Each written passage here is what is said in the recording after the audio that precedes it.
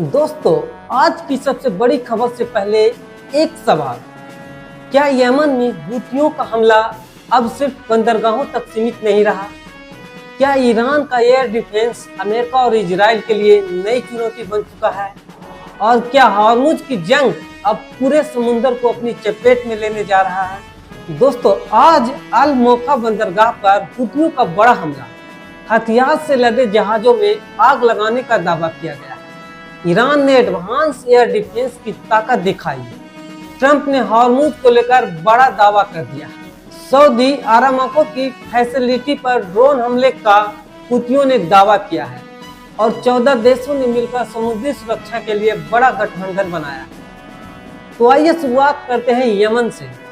Yemen में अल मोखा बंदरगाह पर यहूदियों ने सऊदी अरब की हिमायत वाली यमनी फौज के लिए आए हथियारों और मिलिट्री इक्विपमेंट को निशाना बनाने का दावा किया। दोस्तों, हूथियों के मुताबिक बंदरगाह पर कई मिसाइलें दागी गई और दो जहाजों में आग लगाई गई। सामने आई तस्वीरों में बंदरगाह से आग की लपेटें और धुआं उठता दिखाई दे रहा है। हूथियों का दावा है कि इन जहाजों के जरिए सऊदी समर्थित यमनी सरकार फौज के लिए हथियार पहुंचाए जा रहे थे। वहीं यमन सरकार से जुड़े एक अधिकारी के मुताबिक हमले में 6 लोगों की मौत भी हुई है। यानी अल मोखा अब सिर्फ एक बंदरगाह नहीं रहा, बल्कि सऊदी समर्थित फौज तक पहुंचने वाले हथियारों के रास्तों पर भी हूथियों की नजर है। दोस्तों, अब बात ईरान की। ईरान ने दावा किया है कि करीब 40 दिनों की जंग के बाद भी उसके एयर डिफेंस सिस्टम का प्रोडक्शन और सप्लाई लगातार जारी है। ईरानी मीडिया ने एक अंडरग्राउंड बेस से अमेरिकी और इजरायली ड्रोन के मलबे और कुछ तकनीकी हिस्से दिखाए हैं।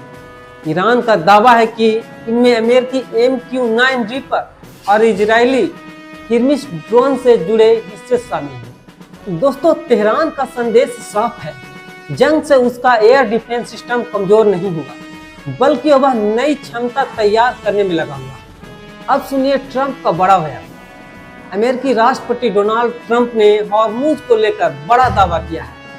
ट्रंप ने कहा है कि ईरान को हराने के बाद हॉर्मुज को अमेरिकी क्षेत्र बनाने की बात की जा रही है। हालांकि इन बयान को अमल में कैसे लाया जाएगा, इसकी कोई स्पष्ट जानकारी नहीं दी गई। लेकिन इतना जरूर है कि हॉर्मुज को लेकर अमेरिका और ईरान के बीच टकराव बेहद गंभीर मोड़ पर पहुंच चुका है। उधर सऊदी अरब को भी लेकर बड़ी खबर आई है। हूथियों ने सऊदी अरब के नजरान में सऊदी अमारकों की एक फैसिलिटी को ड्रोन से निशाना बनाने का दावा किया है। हूथियों के मुताबिक यह हमला सऊदी सैन्य विमान की कार्रवाई के जवाब में किया गया है। हालांकि सऊदी अरब की तरफ से अभी इस दावे की स्वतंत्र पुष्टि सामने नहीं आई।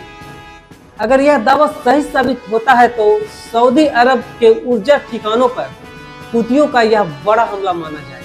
अब एक बड़ा समुद्री गठबंधन, सऊदी अरब समेत 14 देशों ने बाब अल मंदब, लाल सागर और गल्फ ओल्फ एडन में समुद्री सुरक्षा मजबूत करने के लिए गठबंधन बनाया।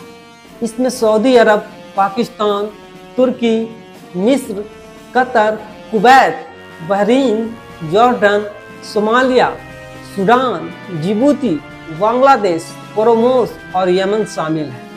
इस गठबंधन से इंटेलिजेंस शेयरिंग, मिलिट्री प्लानिंग और संयुक्त नौसैनिक अभ्यास की बात कही गई है। यानी लाल सागर और बाब अल मंदब में बढ़ते हमलों के बीच अब कई देश एक साथ समुद्र में उतरने की तैयारी कर रहे हैं। और अब हॉर्मुज से जुड़ी एक गंभीर पर्यावरण खबर है। ईरान के आसपास समुद्र में तेल की बड़े परतें दिखाई देने की खबर है।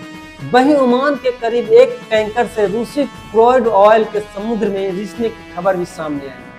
अगर तेल बड़े इलाके में फैलता है तो इसका असर मछलियां, समुद्री जीवों और पूरे मैरीन इकोसिस्टम पर पड़ सकता है। यानी हॉर्मुज की लड़ाई का असर सिर्फ जहाजों या और तेलों की सप्लाई तक सीमित नहीं है, समुद्र भी इसकी कीमत चुका सकता है। दोस्तों, अमेरिका ने हिजबुल्लाह से हथियार छोड़ने की अपील की है।